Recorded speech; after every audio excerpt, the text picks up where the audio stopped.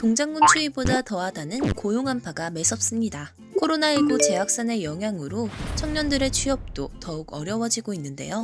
실제로 2020년 11월 기준 청년층의 고용률은 전년 동월 대비 1.9% 하락한 42.4%를 기록했습니다. 바늘구멍보다 좁다는 취업문을 뚫었다 해도 이제 다 이뤘다 하고 안심하긴 이릅니다. 아직 내 집 마련이라는 숙제가 남아있기 때문입니다. 하지만 소득보다 집값이 크게 오르면서 청년들의 내 집 마련은 요원해진 상황입니다. 특히 아파트 평균 매매 가격이 10억 원을 훌쩍 넘는 서울에서는 부모님의 지원 없이는 내 집 마련은 언검생심, 어쩌면 평생 월세살이를 전전해야 할지도 모릅니다. 그렇다면 서울의 서울로 서기 하는 월세입자들은 지금 어떤 집에서 살고 있을까요?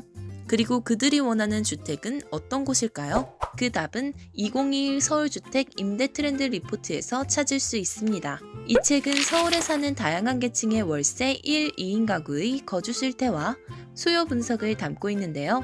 서울 거주 20대, 30대, 40대 임차인 500명의 설문조사와 심층 인터뷰 데이터를 통해 이들의 주거 현황을 보여주고 있습니다. 조사에 따르면 서울에서 월세로 사는 1, 2인 가구는 평균 전용 면적 33제곱미터의 공간에서 거주합니다.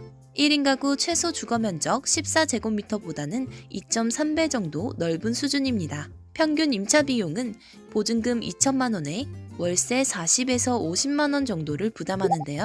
통상 소득의 30% 정도를 월세로 지불하고 있다고 합니다. 소득의 상당 부분이 월세로 빠져나가는 부분은 상당히 부담스러울 수밖에 없습니다. 이 때문에 서울의 월세 가구는 향후 이사할 주택을 선택할 때 저렴한 임대료에 최우선 순위를 둔다고 응답했습니다.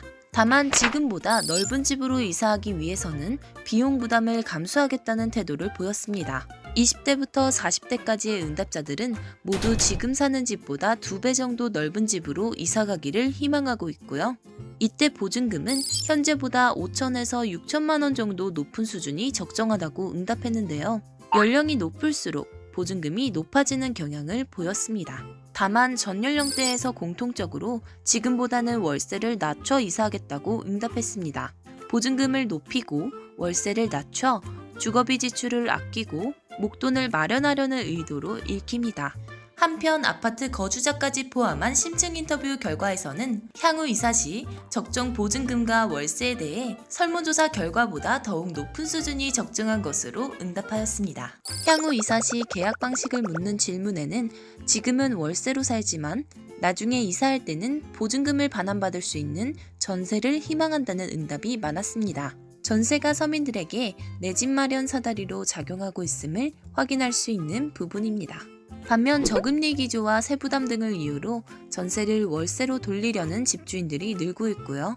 그나마 나오는 전세 물건도 높은 가격에 나오기 때문에 월세입자들의 전세 갈아타기는 쉽지 않을 전망이죠. 전세 물건이 나오더라도 6억 미만으로 실제는 5억 원 정도까지밖에 보증금 대출이 안 되기 때문에 아파트에 거주하는 3인 가구 이상 월세 임차인은 월세 부담이 점점 커지고 있습니다. 부동산 가격 급등으로 집값이 엄청 올라가 그 가치의 상승분만큼 월세를 부담할 수밖에 없는 현실이 되었기 때문입니다. 대다수의 아파트가 10억을 넘어버린 2021년의 서울은 연봉 1억이 넘어도 월세에 산다는 말이 통할 수 있는 도시가 되었습니다. 위와 같은 주거 트렌드는 경제적인 이유 그 이상이라는 데 주목해볼 필요가 있습니다. 이것이 기존과는 확연히 구분되는 2021년 주택임대시장의 임차인 트렌드라고 볼 수 있습니다. 2021년 이전 임대주택이란 단어는 다소 사회적 취약계층에 대한 복지정책의 시각이 주를 이루었다면 현재 서울에서 임대를 위한 주택의 의미는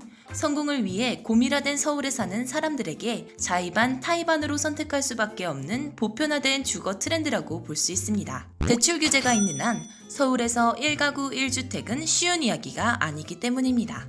더욱이 1인 가구의 증가와 그들의 주거 환경의 변화는 주택시장의 변화를 견인하고 있습니다. 물론 이런 트렌드는 기존 아파트 임대시장까지 확산되어 고액 월세주택을 양산하고 있습니다. 대한민국이 처음 만나는 주거 문화입니다. 월세입자들의 전세 갈아타기가 쉽지 않은 상황에서도 전세에 대한 수요는 꾸준히 지속될 것으로 보이는데요.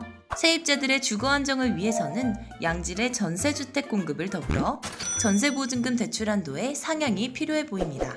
글로벌 도시 서울 시민의 절반 이상이 될 임차인의 니즈를 파악하여 2021년에는 고객 맞춤형 주택 임대 시장의 전성시대가 활짝 열리기를 기대해 봅니다.